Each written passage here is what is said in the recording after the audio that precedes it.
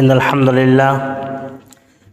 لله نحمده ونستعينه من يهده الله فلا مضل له ومن يضلله فلا هادي له وأشهد أن لا إله إلا الله وحده لا شريك له وأشهد أن محمدا عبده ورسوله فأعوذ بالله من الشيطان الرجيم بسم الله الرحمن الرحيم يا أيها الذين آمنوا اتقوا الله حق تقاته ولا تموتن إلا وأنتم مسلمون يا أيها الناس اتقوا ربكم الذي خلقكم من نفس واحدة وخلق منها زوجها وبث منهما رجالا كثيرا ونساء واتقوا الله الذي تساءلون به والأرحام إن الله كان عليكم رقيبا يا أيها الذين آمنوا اتقوا الله وقولوا قولا سديدا يصلح لكم أعمالكم ويغفر لكم ذنوبكم ومن يطع الله ورسوله فقد فاز فوزا عظيما أما بعد فإن خير الحديث كتاب الله وخير الهدي هدي محمد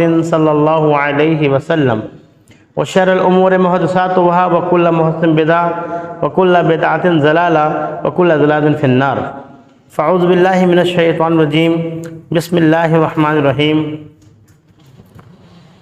اليوم أكملت لكم دينكم وأتممت عليكم نعمتي ورضيت لكم الإسلام دينا وقال النبي صلى الله عليه وسلم إني قد تركت فيكم أمرين لن تضلوا بعدما تمسكتم بهما کتاب اللہ و سنتی۔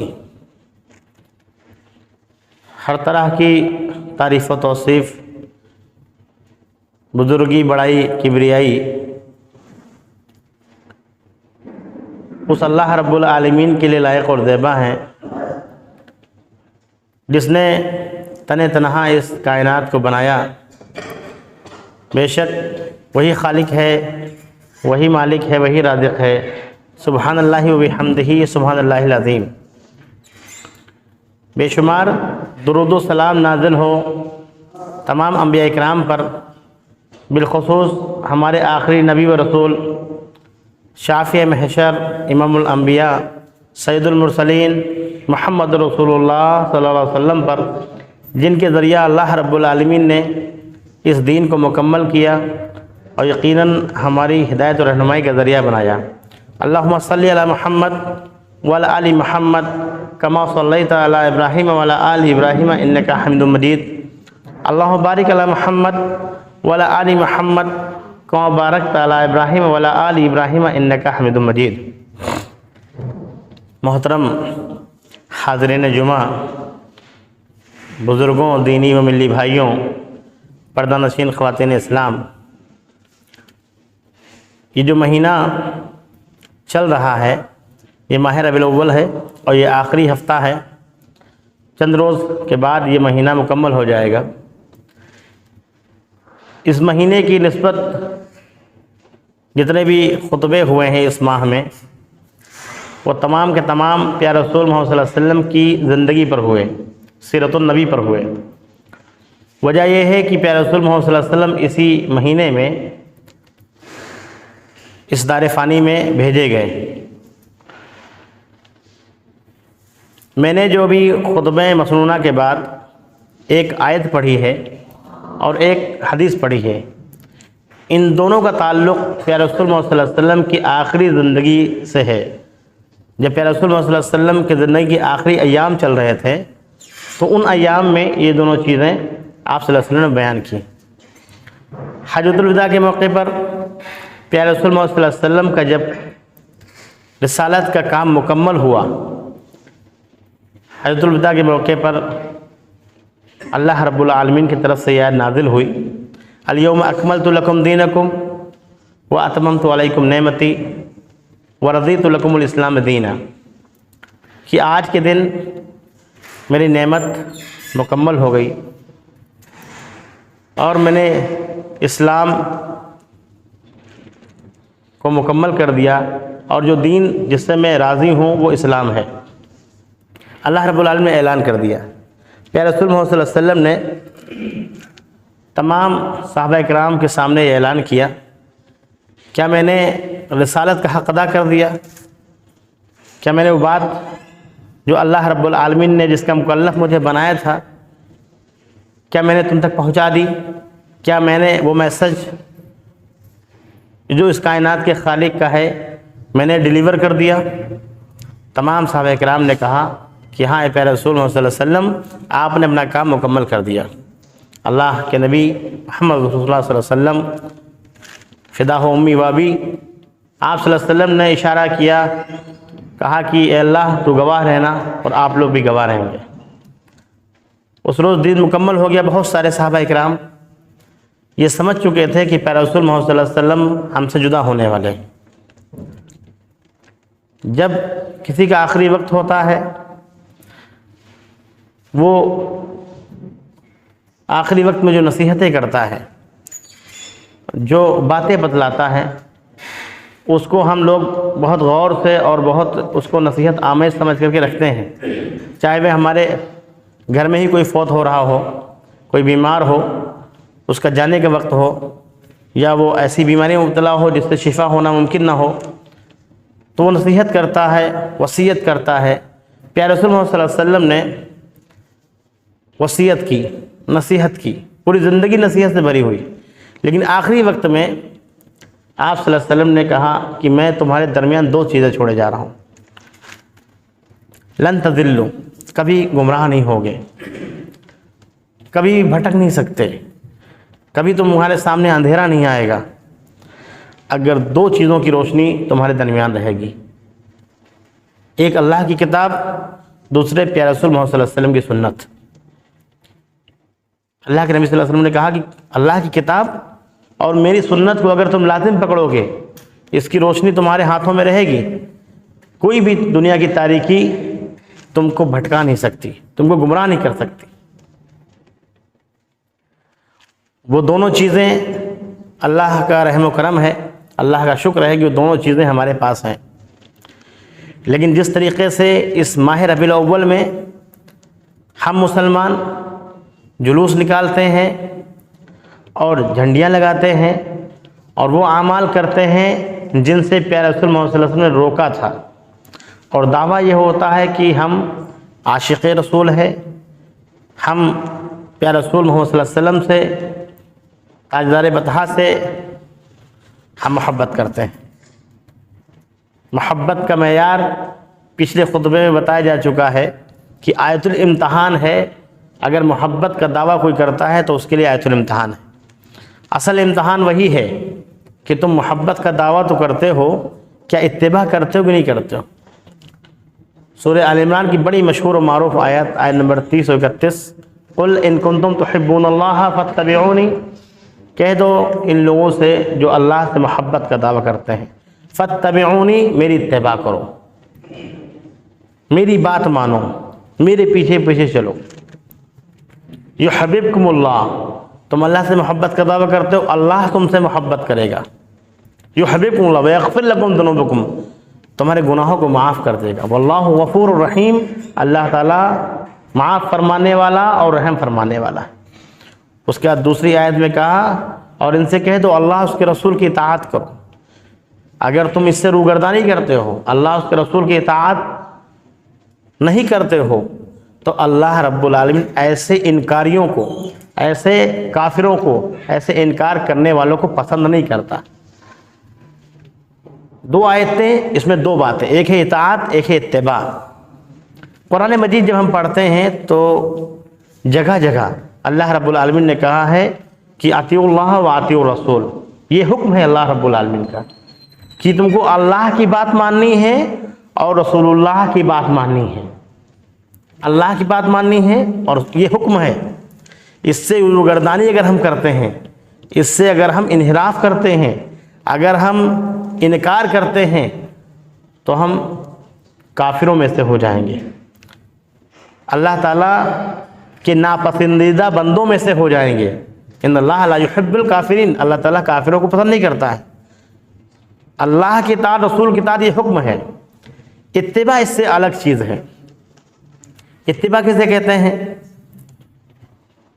اتباع محبت چاہتی ہے، جس سے آپ محبت کرتے ہیں اس کی ہر ایک ادا سے محبت کرتے ہیں، جس سے آپ محبت کرتے ہیں اس سے آپ اس کی ہر ادا سے محبت کرتے ہیں۔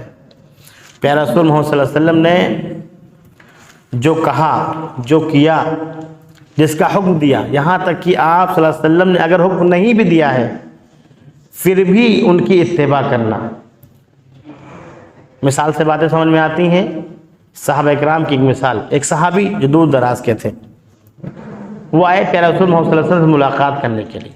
آپ صلی اللہ علیہ وسلم بیٹھے ہوئے تھے، آپ صلی اللہ علیہ وسلم کا کرتا اس کے سامنے کے بٹن کھلے ہوئے تھے۔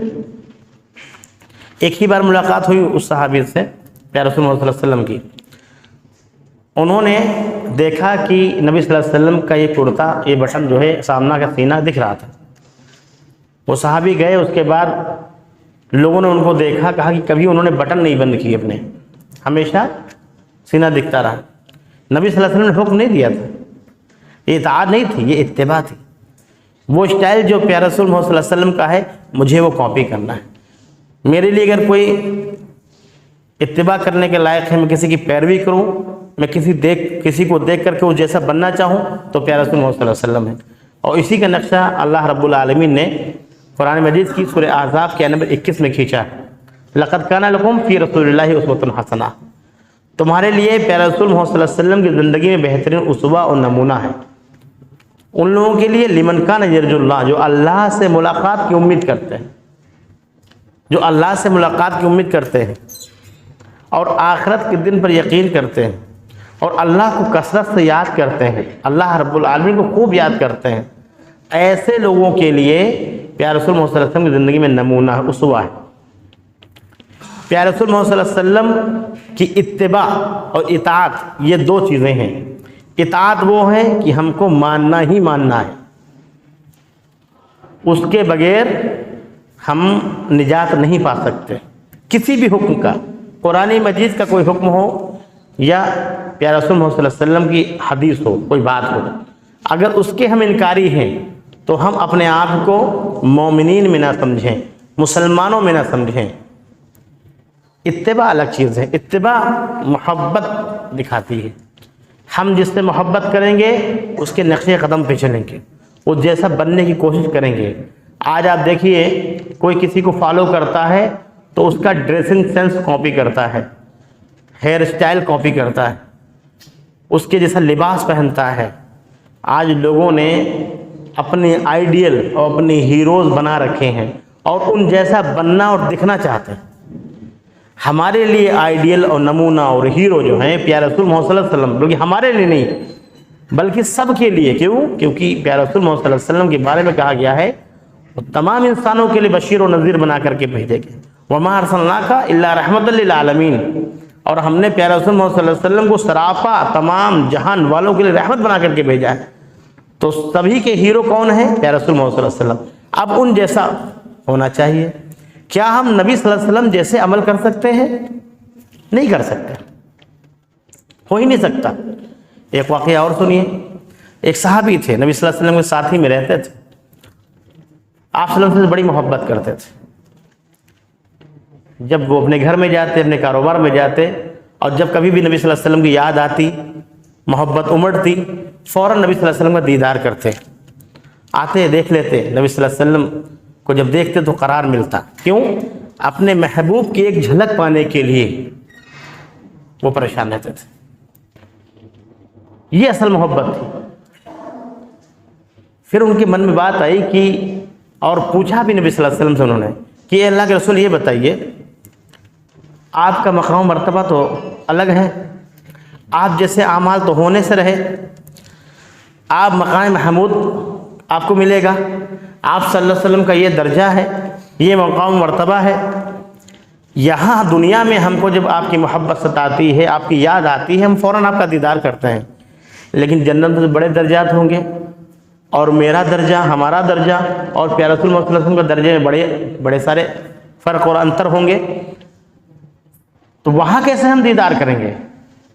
اللہ کے رسول مجھے آپ سے اتنی محبت ہے کہ میں دیکھ لیتا ہوں آ کر کے، سکون مل جاتا ہے، لیکن جنت میں بے قراری کا کیا عالم ہوگا، میں کہاں جاؤں گا، کیونکہ آپ کے درجات تو بہت بلند ہوں گے۔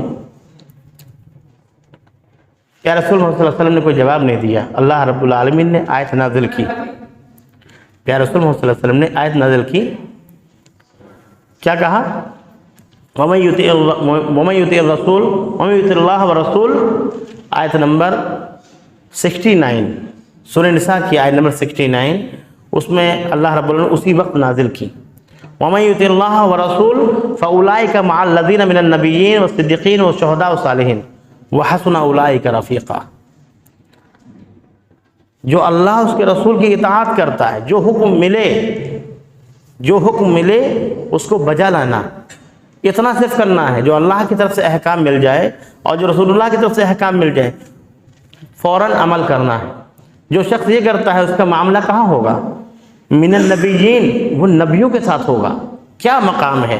کوئی کسی نبی کے جیسا عمل کر ہی نہیں سکتا، وہ برگزیدہ بندے تھے، کوئی نہیں کر سکتا۔ ایک عام انسان نبی کے درجے کو چھوڑیے، صحابہ کے، تابعین کے، تبع تابعین کے درجے کو نہیں پا سکتا، لیکن اللہ رب العالمین کتنا اپنے بندوں سے محبت کرتا ہے۔ اس نے کہا جو میری اور میرے رسول کی اتباع کرے گا، جو میری اور میرے رسول کی اتباع کرے گا اس کو میں نبیوں کے ساتھ رکھوں گا، صدیقین کے ساتھ اور شہداء کے ساتھ رکھوں گا۔ اور کتنی بہترین یہ رفاقت ہے، کتنی بہترین یہ رفقت ہوگی، کتنا بہترین یہ ساتھ ہوگا۔ ایک عام انسان نبیوں کے ساتھ، ایک عام انسان صدیقین کے ساتھ، ایک عام انسان شہداء کے ساتھ، یہ بڑی اعجاز کی بات ہے ہمارے آپ کے لیے۔ اور ہم اپنے نفس کو کھلا چھوڑ دیتے ہیں، نہ اللہ کی اطاعت نہ رسول اللہ کی اطاعت۔ اتباع تو الگ چیز ہے، اتباع تو مر مٹنے کو کہتے ہیں۔ پیارے رسول محمد صلی اللہ علیہ وسلم کی ہر ایک ادا پر فدا ہونے والا وہ ہوتا ہے اصلی محمدی، وہ ہوتا ہے اصلی امتی۔ یہ نہیں کہ ہم زبانی دعویٰ کریں محبت کا اور اعمال کریں نبی صلی اللہ علیہ وسلم کی ناراضگی کا۔ ہم اللہ سے محبت کا دعویٰ کریں اور اللہ رب العالمین کی خلاف ورزی کرے، حکم کی پامالی کرے۔ پیارے رسول محمد صلی اللہ علیہ وسلم کی احادیث پہ چلنا، اللہ رب العالمین کی بات ماننا ایک ہے۔ بہت سارے لوگ فرق کرتے ہیں۔ کچھ لوگ یہی جو میں نے شروع میں حدیث پڑھی تھی اس کی ایک روایت یہ ہے کہ میں تمہارے درمیان قرآن چھوڑے جا رہا ہوں، اس پر عمل کرنا، اور حدیث کے الفاظ دوسرے والے میں ہیں کہ سنتی کے الفاظ دوسری حدیث میں ہیں۔ تو کچھ لوگوں نے جس میں قرآن کے صرف الفاظ ہیں اس میں لوگوں نے اختلاف کیا کہ دیکھو قرآن ہمارے لیے کافی ہے، سنت کافی نہیں ہے۔ آپ کو ایک واقعہ بیان کرتے ہیں، بڑا لطیف سا واقعہ ہے۔ قرآن و حدیث ایک ہی ہے، مطلب لازم و ملزوم، ایک دوسرے کے بغیر ادھورے۔ اللہ رب العالمین نے جو قرآن نازل کیا وہ کس پہ نازل کیا؟ پیارے رسول محمد صلی اللہ علیہ وسلم پہ نازل کیا۔ اور حدیث کہاں سے آئی؟ پیارے رسول محمد صلی اللہ علیہ وسلم نے جو بتایا، اور جو بتایا اس کے بارے میں اللہ رب العالمین نے کہہ دیا یہ میرا رسول جو ہے، یہ جو محمد صلی اللہ علیہ وسلم ہے، یہ اپنی مرضی سے کچھ نہیں بولتے ہیں۔ وما ينطق عن الهوى، وہ اپنی خواہش نفس سے، ہوا سے کچھ نہیں بولتے، اپنے من سے کوئی بات نہیں کرتے ہیں۔ ان ہوا الا وحی یوحی، ان کی طرف تو وحی ہوتی ہے، یعنی کہ جو بھی کلام زبان مبارک سے نکلتا ہے وہ من جانب اللہ ہوتا ہے۔ اور اس کے بارے میں کہا، ایک واقعہ جو میں بیان کرنے جا رہا تھا، عبداللہ ابن مسعود رضی اللہ عنہ کیا کر رہے ہیں؟ قرآن کا درس دے رہے ہیں، خواتین موجود ہیں۔ عبداللہ ابن مسعود رضی اللہ تعالیٰ عنہ نے کہا کہ ایسی عورتوں پہ لعنت ہو جو کیا کرتی ہیں؟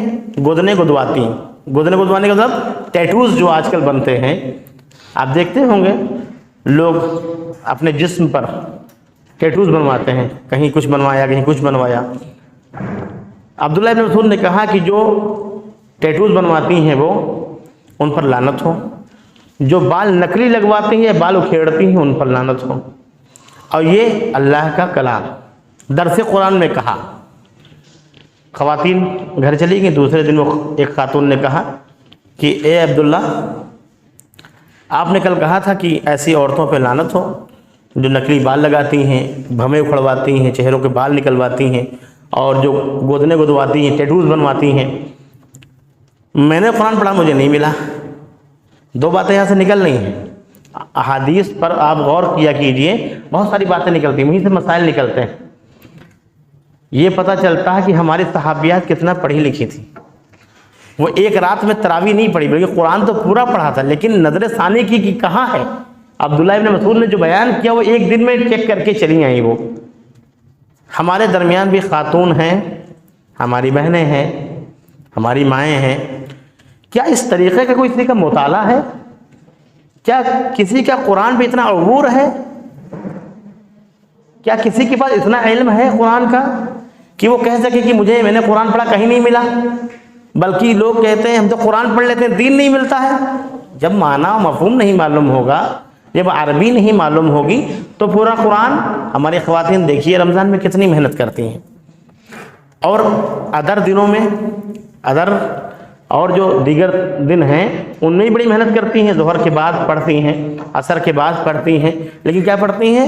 سپارہ پڑھتی ہیں، پارہ پڑھتی ہیں، قرآن پڑھتی ہیں، لیکن صرف تلاوت کرتی ہیں۔ تلاوت سے ثواب ملتا ہے، لیکن صرف تلاوت، اس وقت مفہوم تلاوت کا پڑھنا، اس کو سمجھنا، اس پر عمل کرنا، یہ سب کچھ ہوتا تھا، لیکن آج صرف سرسری نگاہ سے پڑھنا۔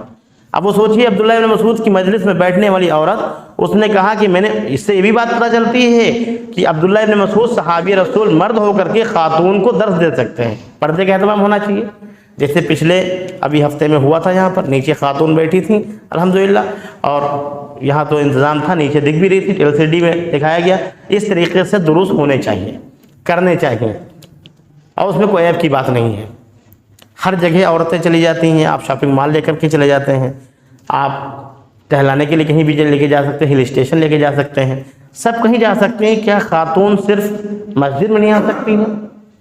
کیا سب سے خراب جگہ معاشرے میں مسجد ہے؟ کیا فتنوں کی جگہ صرف مسجد ہے؟ کیا مسجد میں خرافات ہوتی ہے؟ کیا مسجد میں بے پردگی ہوتی ہے؟ کیوں ہم خاتون کو اس سے منع کرتے ہیں؟ حضرت عمر نے کہا تھا کہ پیارے رسول اللہ صلی اللہ علیہ وسلم نے کہا، حدیث بھی ہے کہ لا تمنعوا اماء اللہ مساجد اللہ، اور اللہ کی بندیوں کو اللہ کی مساجد سے مت روکو۔ جس طریقے سے مردوں کے لیے مساجد ہیں، اس طریقے سے ہماری خواتین کے لیے مساجد ہیں۔ جس طریقے سے ہم بھی یہاں پر علم سیکھ سکتے ہیں، دین جان سکتے ہیں، اسی طریقے سے خاتون جب آئیں گی تو وہ دین جانیں گی، وہ علم جانیں گی، وہ اصلی اسلام جانیں گی، تو ہماری بچوں کی تربیت کریں گی۔ تو واقعہ سن لیجئے پورا جو حدیث میں بیان کر رہا تھا، کہا کہ لعنت سے، تو عورت نے کہا کہ میں نے تو پورا، اس خاتون نے کہا کہ میں نے تو پورا قرآن پڑھا، کہیں مجھے نہیں ملا۔ تو عبداللہ بن مسعود نے کہا کیا تم نے سورہ حجرات پڑھی؟ آیت نمبر 7 پڑھی؟ اس میں کیا کہا؟ سورہ حشر میں آیت نمبر 7 میں کہا وَمَا آتَاكُمُ الرَّسُولُ فَخُذُوهُ وَمَا نَهَاكُمْ عَنْهُ فَانْتَهُوا، جو رسول تم کو دیں وہ لے لو، اور جس سے روک دیں رک جاؤ۔ یہی دین ہے۔ دین کہاں سے لیں گے ہم؟ یا رسول اللہ صلی اللہ علیہ وسلم کی زبان مبارک سے جو کچھ نکلا وہ دین ہے، چاہے وہ قرآن کی شکل میں ہو، چاہے وہ حدیث کی شکل میں ہو۔ ہاں، بعد میں کچھ لوگوں نے نبی صلی اللہ علیہ وسلم کی طرف سے جھوٹی حدیثیں منسوب کر دیں، جھوٹی حدیثیں منسوب کر دیں، جس کی وجہ سے معاشرے میں کنفیوژن ہوا۔ لیکن اللہ رب العالمین نے محدثین پیدا کیے، علماء اکرام پیدا کیے، اور انہوں نے بڑی جافشانی کے ساتھ، بڑی محنتوں اور کاوشوں کے ساتھ صحیح احادیث کو الگ کہ یہ پیارے رسول اللہ صلی اللہ علیہ وسلم نے بیان کیا۔ انہوں نے سنا، انہوں نے سنا، انہوں نے سنا، اور یہ سارے لوگ ثقہ ہیں، مضبوط ہیں، جھوٹے نہیں ہیں۔ یہ کس نے کیا؟ محدثین نے کیا۔ اور جو نبی صلی اللہ علیہ وسلم کے بارے میں جھوٹ کرتے تھے، جھوٹ منسوب کرتے تھے، ان کو عیاں کر دیا کہ یہ شخص حدیث تو بیان کر رہا ہے، لیکن اس کی پیارے رسول اللہ صلی اللہ علیہ وسلم سے ملاقات نہیں ہوئی، اس کی کسی صحابی سے ملاقات نہیں ہوئی، اس کی کسی تابعی سے ملاقات نہیں ہوئی، پھر یہ کہاں سے اس نے حدیث سن لی؟ پتہ یہ چلتا ہے کہ پیارے رسول اللہ صلی اللہ علیہ وسلم کی زندگی کے بعد جیسے جھوٹے نبی پیدا ہوئے، اسی طریقے سے نبی صلی اللہ علیہ وسلم کے نام پر آج بھی لوگ کوئی بات کہتا نہیں ہے، پھر بھی لوگ منسوب کر دیتے ہیں کہ تمہارے بارے میں فلاں صحابی کہہ رہے تھے۔ ایسے ہی نبی صلی اللہ علیہ وسلم، کیونکہ اسلام کے دشمن شروع سے لے کر کے ابھی تک رہے ہیں اور رہیں گے، اسلام کو بدنام کرنے کی کوشش، نبی صلی اللہ علیہ وسلم کی صحیح احادیث میں ضعیف احادیث کو ڈالنا، یہ سب شر اور فساد یہ شیطان کی طرف سے لوگوں نے میں اپوائنٹ تھے، لوگ وہ کرتے تھے جو اسلام کے دشمن تھے۔ تو نبی صلی اللہ علیہ وسلم کی احادیث میں صحیح بھی ہیں اور ضعیف بھی ہیں۔ قربان جائیے محدثین پر، اللہ رب العالمین کی قبروں کو نور سے بھر دے۔ کتنی محنت کی، کتنا آسان دین کر دیا۔ وہ دین جس کے بارے میں نبی صلی اللہ علیہ وسلم نے کہا دین و یسرن، دین بڑا آسان ہے، وہ محدثین نے آسان کر دیا کہ ضعیف روایتیں الگ کر دی، موضوع الگ کر دی، من گھڑنت الگ کر دی، نبی صلی اللہ علیہ وسلم کے نام پر جو منسوب کرتے تھے غلط روایت وہ الگ کر دی، اور صحیح احادیث چھانٹ کر کے الگ کر دی، اور کہا کہ آپ عمل کر سکتے ہو تم۔ تو دین میں کوئی کنفیوژن نہیں ہے، دین بالکل کلیئر واضح ہے۔ تو پیارے رسول محمد صلی اللہ علیہ وسلم کے صحابی رسول جو عبداللہ بن مسعود تھے، انہوں نے کہا کہ وما آتاکم رسول تو کہا یہ آیت تو ہے، اس خاتون کے بارے میں بتا رہا ہوں کہ ہاں یہ تو مجھے ملا، لیکن وہ لعنت ڈھونڈے تھے۔ عبداللہ بن مسعود کیا بتانا چاہتے ہیں اس صحابیہ کو؟ یہ بتانا چاہتے ہیں کہ حدیث جو ہے وہ عین قرآن کے مانند ہے، بس تم نماز میں نہیں پڑھ سکتے۔ بہت سارے مسائل کے بارے میں نبی صلی اللہ علیہ وسلم خاموش رہتے تھے، جیسے ابھی محبت کرنے والے ایک صحابی آئے تھے، کہا تھا آپ کا دیدار ہو جاتا ہے یہاں پر، آخرت میں قیامت میں جنت میں کیسے دیدار ہوگا؟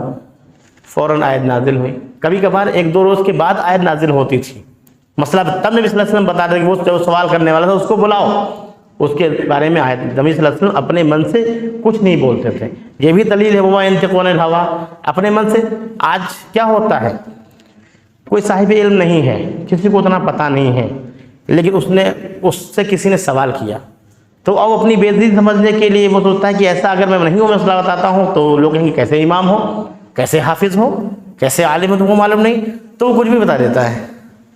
تو کچھ بھی بتانے سے بہتر ہے خاموش رہنا چاہیے، جیسے نبی صلی اللہ علیہ وسلم خاموش رہتے تھے، اور خاموش رہنا سنت ہے۔ کہا بھی گیا سکوت ولا رضا۔ حضرت انس رضی اللہ تعالیٰ عنہ وہ بھی اکثر نبی صلی اللہ علیہ وسلم ساتھ ہی میں رہتے تھے، جتنی بھی صحابہ تھے سب دیدار کے لیے پریشان رہتے تھے کہ نبی صلی اللہ علیہ وسلم کی محبت، ان کی قربت یہاں بھی رہے اوپر بھی رہے۔ کہتے ہیں ایک صحابی آئے، انہوں نے یہی مسئلہ پیش کیا، نبی صلی اللہ علیہ وسلم نے کہا المرء ما من احب، جو جس سے محبت کرتا ہے وہ اس کے ساتھ رہے گا۔ حضرت انس رضی اللہ تعالیٰ عنہ کہتے ہیں یہ حدیث سننے کے بعد اس سے پہلے کبھی اتنی خوشی نہیں ہوئی تھی کہ جتنی اس حدیث سننے کے بعد۔ فوراً لوگوں نے اعلان کرنا شروع کر دیا کہ اللہ کے رسول ہم آپ سے محبت کرتے ہیں، ہم آپ سے محبت کرتے ہیں۔ لیکن وہ صحابی رسول تھے، وہ اعلان نہیں کرتے تھے، صرف اعلان نہیں کرتے تھے بلکہ عملی اعلان کرتے تھے، وہ اپنے عمل سے ثابت کرتے تھے۔ کوئی بھی حکم ہو نبی صلی اللہ علیہ وسلم کا، یہاں تک کہ حکم پر تو عمل کرنا لازمی ہے، ضروری ہے، ورنہ کافر ہو سکتے ہیں ہم۔ انکار کس چیز کا لوگ کر رہے ہیں آپ بتائیے، کس کا انکار کر رہے ہیں؟ صرف آخری رسول کو آخری رسول ہونے کا انکار کر رہے ہیں۔ لوگوں نے اللہ کو تو مان رکھا ہے، ہاں ایک ہی اللہ ہے، بس رسول کی اتباع میں، رسول کی اطاعت میں اختلاف ہے، اور کوئی اختلاف نہیں۔ نبی صلی اللہ علیہ وسلم کو آخری رسول کچھ لوگوں نے نہیں مانا، اور جنہوں نے مانا انہوں نے عمل نہیں کیا اس طریقے سے، یہی اختلاف ہے اور کوئی اختلاف نہیں ہے۔ باقی سب تو ایک ہی ہے، سب سورگ جانا چاہتے ہیں، سب جنت میں جانا چاہتے ہیں، کوئی نرک میں کوئی جہنم میں نہیں جانا چاہتا ہے۔ پیارے رسول محمد صلی اللہ علیہ وسلم کی اتباع میں عمل ویسے تو ہو ہی نہیں سکتے، لیکن کچھ روایات جو میں نے پیش کی ہیں، ابھی جو حضرت انس والی روایت پیش کی ہے، اس سے یہ معلوم ہو جاتا ہے کہ اگر پیارے رسول محمد صلی اللہ علیہ وسلم سے ہماری سچی محبت ہے، وہ عملی محبت ہے، صرف ہم جلوس نکالنے والے نہ ہوں، بلکہ ہم کھانا کھلانے والے ہوں، ہم پانی پلانے والے ہوں، ہم بوجھ اٹھانے والے ہوں، ہم خیر کے کام کرنے والے ہوں، ہم پیارے رسول محمد صلی اللہ علیہ وسلم کی ہر سنت پر عمل کرنے والے ہوں۔ ہر سنت پہ عمل کرنے والا متبع سنت ہوتا ہے، اطاعت تو لازمی ہے، وہ تو کرنا ہی کرنا ہے۔ اطاعت نہیں کرو گے یقین ماننا مسلمانوں میں سے نہیں رہو گے۔ کہا بھی ہے، ایک روایت ہے، حضرت ابو ہریرہ رضی اللہ تعالیٰ عنہ کہتے ہیں فمن رغب عن سنتی، اکثر یہ نکاح میں پڑھی جاتی ہے، یہ اکثر نکاح میں پڑھی جانے والی جو ہے حدیث ہے، فمن رغب عن سنتی فلیس منی، جو میری سنت سے اعراض کرے گا، جو میرے طریقے سے اعراض کرے گا، جو میری اتباع نہیں کرے گا، میری اطاعت نہیں کرے گا، جو میری بات نہیں مانے گا، صرف زبانی دعویٰ کرے گا، فمن رغب عن سنتی فلیس منی، وہ مجھ میں سے نہیں ہے، وہ مسلمانوں میں سے نہیں، وہ مومنین میں سے نہیں، میرا امتی نہیں۔ نبی صلی اللہ علیہ وسلم نے نشکاست کر دیا، نبی صلی اللہ علیہ وسلم نے تم مجھ میں سے ہو ہی نہیں اگر تم میری اتباع نہیں کرتے ہو، میری سنت پہ نہیں چلتے ہو۔ اور آج معاشرہ کیا کر رہا ہے؟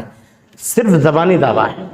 اگر عملی ثبوت دیں ہم تو معاشرہ ہمارا غلام بن جائے گا. ہم معاشرے کے غلام بنے ہوئے ہیں. ہم عملی ثبوت دے رہے ہیں. نبی صلی اللہ علیہ وسلم کا مقام و مرتبہ کوئی نہیں پہنچ سکتا, لیکن اللہ رب العالمین نے کہا کہ جو میرے اس رسول کی بات مانے گا ان کو رسولوں کے ساتھ رکھا جائے گا. یہی رسول نہیں بلکہ تمام انبیاء کے ساتھ, تمام رسولوں کے ساتھ. کتنا بڑا اعجاز ہے, اور اس سے ہم محروم ہیں. ابھی وقت ہے. اللہ رب العالمین نے زندگی دی ہے. ہمارا ایک ایک لمحہ قیمتی جس کو ہم ضائع کرتے ہیں. ایک ایک لمحہ قیمتی ہے, اس پر غور کریں. اللہ رب العالمین نے کیوں ہمیں بھیجا تھا؟ پیارے رسول محمد صلی اللہ علیہ وسلم کی اتباع کیسے ہوتی ہے پتہ ہے؟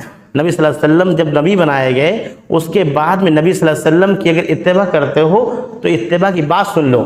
نبی صلی اللہ علیہ وسلم جیسا عمل کوئی نہیں کر سکتا, لیکن ان جیسا ہی بننا ہے. صحابہ کے نقش قدم پہ چلنا ہے, سبیل المؤمنین پکڑنا ہے. بہت سارے فقراء صحابہ تھے. فقراء صحابہ کسے کہتے ہیں؟ جن کے پاس کچھ نہیں تھا بہت کچھ, کبھی رکھا نہیں.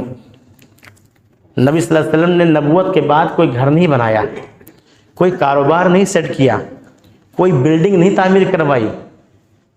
دنیا کو دنیا سمجھا اور آخرت پہ محنت کی.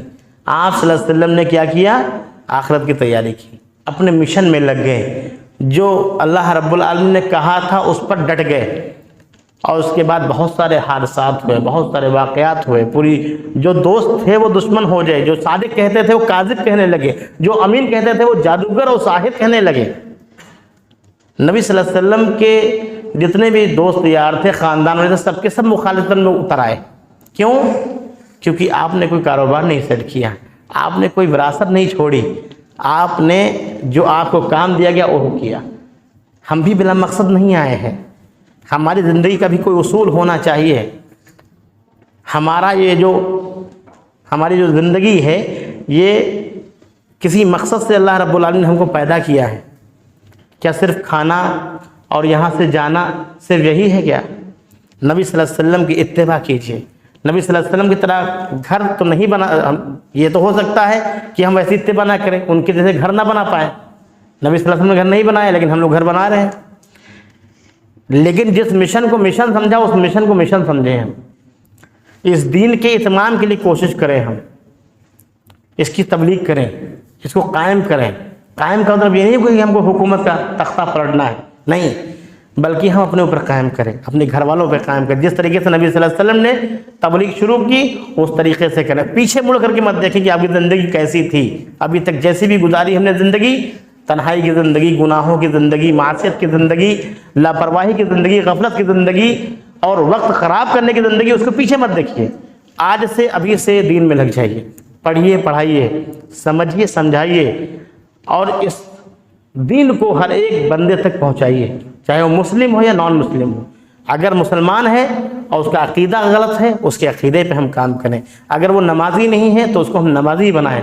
اگر اس کا اخلاق درست نہیں ہے تو اخلاق درست کروائیں. اگر کوئی دکاندار ہے, اس کے مزاج نہیں ملتے ہیں, نبی صلی اللہ علیہ وسلم کی احادیث بتائیں, من غشنا فلیس منا. اگر کوئی بےمانی کر رہا ہے اسے بتائیں کہ جو دھوکہ دے گا وہ نبی صلی اللہ علیہ وسلم میں سے نہیں ہوگا, امتیوں میں سے نہیں ہوگا.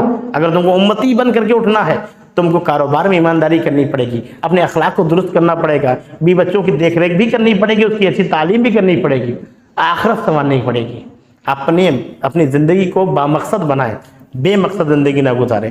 اللہ رب العالمین سے دعا ہے کہ اللہ رب العالمین ہم سب کو قرآن و سنت پر چلنے والا بنائے. وآخر دعوانا الحمد للہ رب العالمین.